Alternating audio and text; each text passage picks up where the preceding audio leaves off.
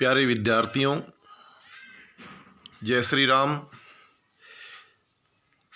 आप सभी का साहित्यिक हिंदी में एक बार फिर से मोस्ट वेलकम, स्वागतम।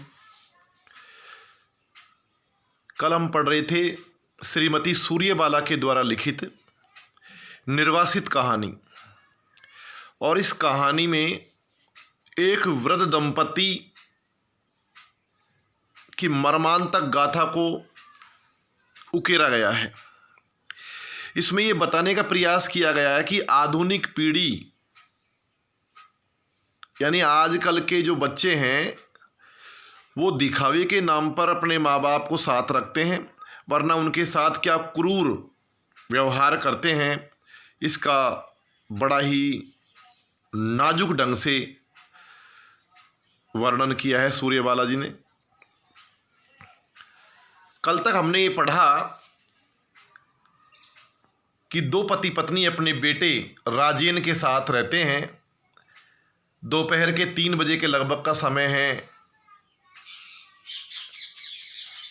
उस औरत को यानी उसकी माँ को नींद नहीं आ रही थी। गर्मी का समय था तो उठ कर के चाय बनाने के लिए चली गई अपने पति से संवाद करके, लेकिन वहाँ जाकर देखा कि स्टोव में तेल नहीं है, तो उसने केरोसिन को डालने के लिए बोतल को उठाया ही था कि वो हाथ से छूट गई, और उसकी आवाज़ को सुनकर के उसकी बहू वहाँ आती है और व्यंग बाण कसती है। दोनों पति पत्नी अपने बुजुर्ग माँ बाप का मजाक उड़ाते हैं। यहाँ तक हमने पढ़ा था। अब आगे पढ़ते हैं।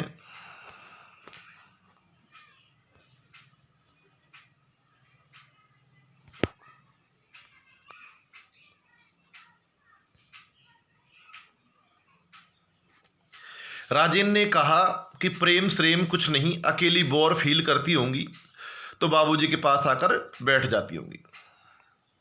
अब आगे पढ़ते हैं यहाँ से। वाह, जैसे मैंने देखा न हो। माँ जी के मना करने पर भी पिताजी अपने कपड़े खुद धो लेते हैं। हालांकि ये कल पढ़ लिया था, फिर भी देख लो। चाय की खाली प्याली उनके मांगने पर भी किचन में रख आते हैं। दिन में अधिक नहीं तो 4-5 बार दवा के लिए पूछते हैं, खाई कि नहीं, ख़त्म हो गई हो तो ले आऊं। उनका बस चले तो वो पता नहीं क्या क्या कर डालें।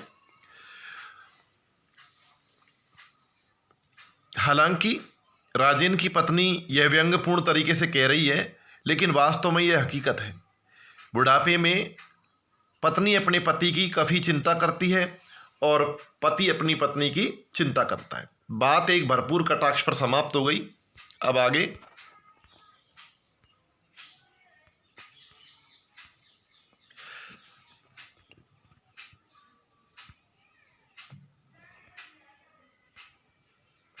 चाय की खाली प्याली रखकर वह चुपचाप सिर झुकाए बैठक की ओर मुड़ गए। कौन? उसके पिता। सोचा जमुना से माँ जी के बारे में पूछें, फिर रुक गए। आपको ध्यान होना चाहिए कि जमुना कौन है। जमुना नौकर है वहाँ का, रसोइया। फिर रुक गए। लौटकर उसी मुद्रा में झुके हुए अखबार लेकर बैठ गए। इतना अखबार उन्होंने जीवन में कभी नहीं पढ़ा था जितना पिछले 2.5 सालों में पढ़ डाला। क्योंकि बैठे बैठाए करे भी तो क्या, वहाँ शहर में आकर के बंद गए थे। गाँव में तो फिर भी इधर उधर घूम लें, गाँव के लोगों से बातचीत कर लें। रिटायर होने के 1.5 साल बाद ही यहाँ आ गए थे। दोनों 1.5 वर्षों तक 100 रुपये महीने भेजने के बाद अचानक राजेन का पत्र मिला था। उसमें उसने अकेले उतनी दूर रहते माँ बाबूजी को अपने पास रहने के लिए बुला लिया था। मकान को किराए पर उठा देने की बात भी लिखी थी। वैसे किराए वाली बात गौण थी, मुख्य तो यही थी कि माँ को अकेले सारा काम करना पड़ता है। यहाँ हम लोगों को चिंता बनी रहती है। इतनी दूर से कुसमय पहुँचना भी मुश्किल रहता है। सरकारी नौकरी ठहरी।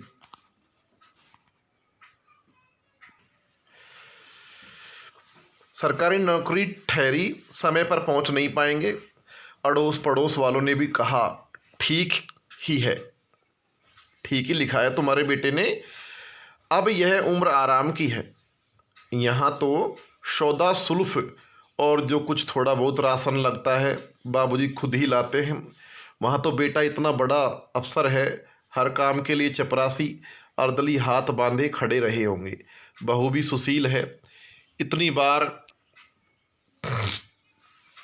यहाँ आई, कभी ऊंचे बोल नहीं सुने। राज करोगी राजेन की माँ, अफसरों की पुलाव कचौड़ी से नीचे बात ही नहीं होती। और फिर सबसे बड़ी बात है कि उसे इतना ख्याल है, नहीं तो आजकल के बेटे कहाँ ध्यान रखते हैं। तो गांव में मतलब सारी बात ये है बेटाओ कि वो जो वृद्ध दंपति है दोनों गांव में रहते हैं। बूढ़ा अभी रिटायरमेंट हुआ है। गांव की औरतें कह रही हैं कि भाई तुम्हारे बेटे ने बुलवाया है, पत्र लिखा है, तो तुम्हें वहाँ जाना चाहिए। सरकारी अफसर है, हर चीज़ की मौज है, नौकर चाकर हैं, और फिर तुम्हारे बेटे बहू तुम्हें बुला रहे हैं, वरना आजकल के बेटे कहाँ करते हैं। लेकिन मुँह फट बूढ़ी दरोगानी ने कहा था। एक औरत जो वास्तव में खरी कहने वाली थी, उसने कहा सब कचौड़ी पकोड़ा एक तरफ और अपना सुराज एक तरफ। वहाँ तो अफसरी कायदे से रहना होगा। या क्या कह रही है कि इंसान को हमेशा स्वतंत्र रहना चाहिए, किसी के दबाव में नहीं रहे, खाने के लोभ में, अफसरों की चाकरी में न रहे। लेकिन हाँ, आराम तो होगा ही, फिर बुलाने पर न जाना भी सही नहीं है। इन दोनों ने खुद भी साथ साथ और अलग अलग बहुत कुछ सोचा था। घर छोड़ने की बात से दोनों के मन में एक सी हुक उठती थी, एक सी हुक उठी थी, यानी मन नहीं कर रहा था, पर सभी तर्क सभी एकाट थे। सचमुच बहू का स्वभाव परखा हुआ है, और फिर परतंत्रता कैसी, अपना ही तो घर है। तो ये दोनों के दोनों पति पत्नी सोच रहे हैं, हिचक कैसी, यानी संशय, झिझक। अपनी ही कोख में जन्मी औलाद है, उन्हें तो चार बात भी कह दें तो जबान नहीं खोल सकते हैं। तो ये राजेंद्र के माता पिता सोच रहे हैं, वो बूढ़े दंपति। रिजर्वेशन हो गया, आंगन में आकर बोले थे तो जैसे किसी ने कलेजे पर हथौड़ा मारा हो। सामान बनने लगे, चीज़ें बंटने लगी। सिलबट्टे, सूप, चलनी, अलगनी, अलमारियां, कद्दूकस, जन्माष्टमी पर बजने वाले घंटा, घड़ियाल, कृष्ण जन्म के झूले, रामनवमी पर पूजा जाने वाला तुलसी का चौरा, कुछ नहीं ले जाना है। राजेन ने लिखा है, अम्मा से कहिए सब कुछ न उठा लाए, यहाँ उन्हें किसी बात की तकलीफ न होगी। सचमुच छोड़ दिया सब कुछ, यानी एक पति पत्नी ने अपने जो सामान पूजा पाठ का सजा रखा था उसे वहीं छोड़ना पड़ा। रामेश्वर से लाया तीर्थ का तांबे का लोटा भर धीमे से रख लिया। घंटा, घड़ियाल और कन्हैया जी का पालना बस। बाबूजी ने भी देखकर मना नहीं किया। क्या क्या रख लिया था? एक तो लोटा रखा था, एक घंटा रखा था बजाने का, और कन्हैया भगवान श्री कृष्ण का पालना। बाबूजी ने भी इसके लिए मना नहीं किया। आखिर उनका भी तो कितना कुछ जुड़ा था इस लोटे और पालने के साथ। कैसे वे दोनों साथ साथ नहाए थे और भगवान के सामने हाथ जोड़कर जो कुछ उसने भरपूर दिया था उसके लिए गदगद स्वर में कृतज्ञता अर्पित की थी। रामेश्वर जाने के 2 महीने पहले ही छोटे रणधीर की नौकरी लगी थी। रणधीर यानी राजेन। स्टेशन पर राजेन खुद ही आया था 2 चपरासियों के साथ। प्लेटफॉर्म पर फैले थैले, बंडलों, गठरियों को देखकर एक बार तो खींचा, चिढ़ गया। फिर परेशान सा संयत स्वर में बोला, आपको तो मना किया था बाबूजी, अम्मा को तो समझ नहीं, पर आप तो मना कर सकते थे। 100 बरस पुरानी सड़ी गली चीज़ों का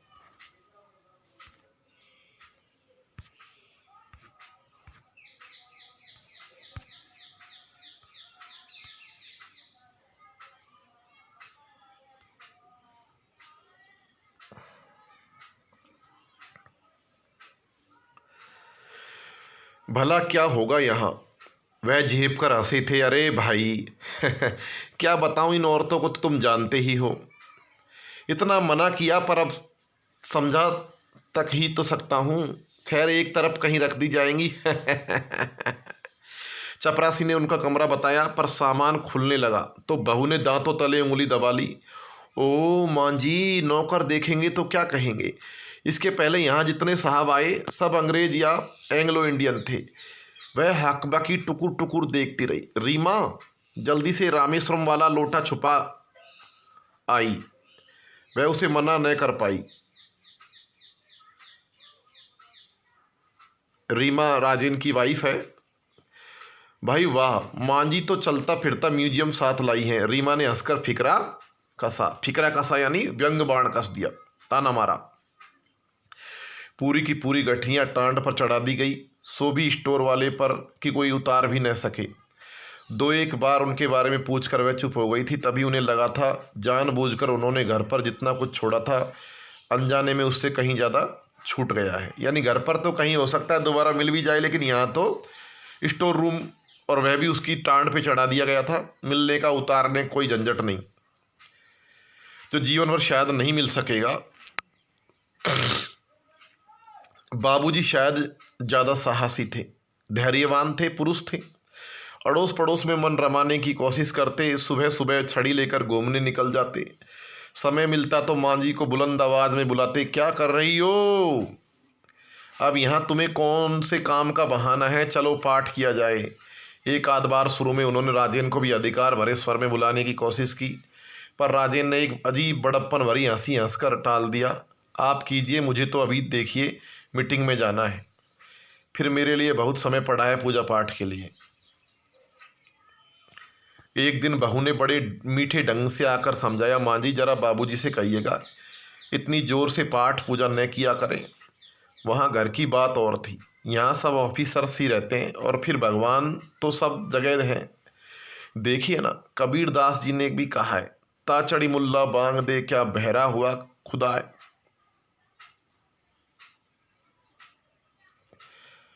तो उसने कबीर का बहाना लेकर के अपनी सास को के जरिए ससुर को समझाने की कोशिश करी। आप और बाबूजी मन मन में पूजा कर लीजिए कीजिए, ये गुस्सा होते हैं। तो कहने का अभिप्राय क्या है, माता पिता यानी वृद्ध दंपत्ति राजेन के पास आ गए। राजन उन्हें लेने के लिए स्टेशन पर पहुंचा, लेकिन वहां जो सामान रखा हुआ था उसको देख करके गुस्सा हो गया। फिर भी बड़े संयत स्वर में उसने कहा कि भाई इन्हें लाने की ज़रूरत क्या थी। पिता ने कहा कि तुम्हारी माताजी मानी नहीं थी, घर आए तो सारे सामान को टांड पर स्टोर रूम में रखवा दिया गया। पिताजी पूजा पाठ करते थे, अधिकार दिखाते थे, तो राजेन ने और उसकी पत्नी ने उन सब पर पाबंदी लगा दी। वह बहू के दर्शन ज्ञान और अकाट्य तर्क के सामने निरुत्तर थी। पूरी आज्ञाकारिता के साथ उन्होंने उसे आश्वासन दिया कि भविष्य में वे दोनों इसका ध्यान रखेंगे। अकेले में स्वयं को भी समझाया, ठीक तो कहती है, इन लोगों को तो कोई उज्र नहीं, पर आने जाने वाले जरूर हंसते होंगे।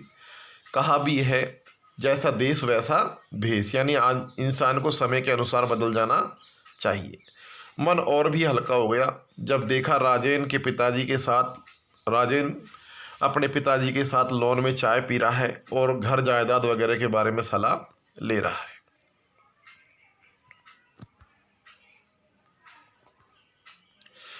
चाय खत्म कर उठते उठते राजेन ने जरा झिझकते हुए नपेत वाले स्वर में कहा, बाबूजी शाम को मेरे दोस्त वगैरह आते हैं ना, तो प्लीज़ आप अंदर आ जाया कीजिए। असल में उन्हें ड्रिंक्स वगैरह चाहिए होती हैं, स्मोक भी करना चाहते हैं।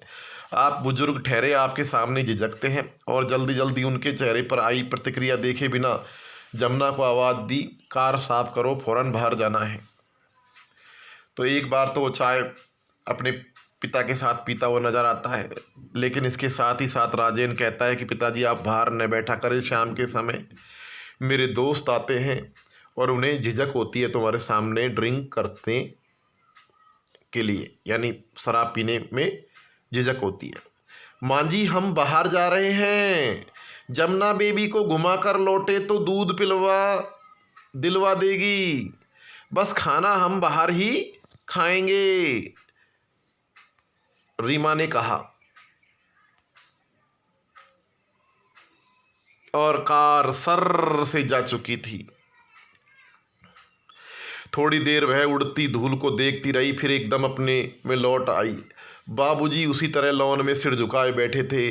वे लोग तो बाहर गए, सुनने पर भी चेहरे पर कोई भाव नहीं आया। गोद में पड़ी किताब उलटते पलटते रहे। कौन सी किताब है जी? पोथी है? नहीं, रामतीर्थ ग्रंथावली। किस सुनसान घाटी में जैसे कोई अस्फुट ध्वनि गूंजी हो, किसी सुनसान घाटी में जैसे कोई अस्फुट ध्वनि, अचानक से कोई आवाज़ आ जाए और उसके रेसे रेसे चारों तरफ बिखर जाए। ऐसे ही उन दिनों के एहसासों में एक साथ कुछ बिखरा हुआ था। थोड़ी देर चुप रही, फिर एकदम सहज होते हुए बोली, क्या बनाऊं? कटहल बनाती हूँ, आज तुम्हें बहुत पसंद है। न न, अब पछता नहीं है तो बस खीर और सादी सब्जी।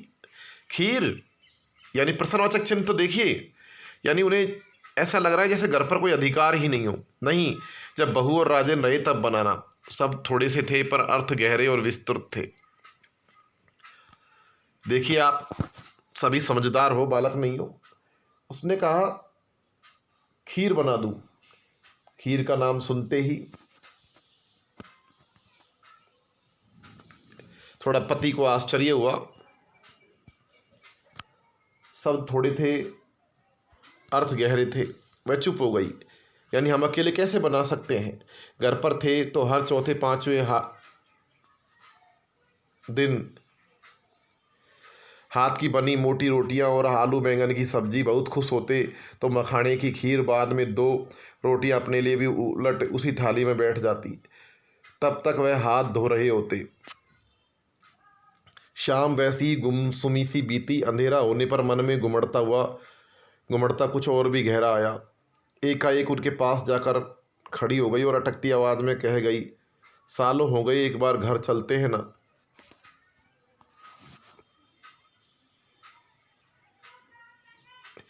घर? उनकी आंखों में एक चमक आई और बुझ गई। वह तो पूरा किराए पर उठा दिया है। क्यों, क्या बात है? बात कुछ नहीं, बहुत दिनों से घर छूटा ही है बस। लेकिन कुछ दिनों को चलने से फायदा क्या हो सकता है? हाँ, एक गहरी उसास उस खामोशी में उतरती चली गई। क्या फायदा?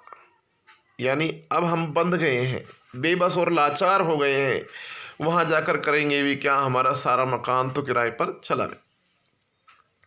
सुबह सुबह ही रणधीर के आने का तार मिला था। 10 बजे राजेन उसे स्टेशन से लेकर लौटा।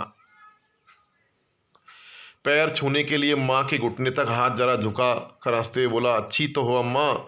चलो, भैया की सरकारी नौकरी में हुक्म चलाने का उनका काफ़ी भार तुमने हल्का कर दिया होगा। तो वह जोर से हो करके हंसते हुए बताने लगे, अरे पूछो मत, दिन भर लोगों की भीड़ घेरे रहती है। साहब साहब कहते जबान सूखती है। उनके सामने तो जमुना और चपरासियों तक की अकड़ देखते ने लायक होती है। एक तो आजकल छुट्टी गया है, फिर भी 2-4 दिन भर। वह उत्साह में भरकर बोले जा रहे थे। राजेन सिगरेट की राख झाड़ते हुए भाई से कह रहा था, सब ऊपरी ठाठ है, अंदर ठाले रहते हैं।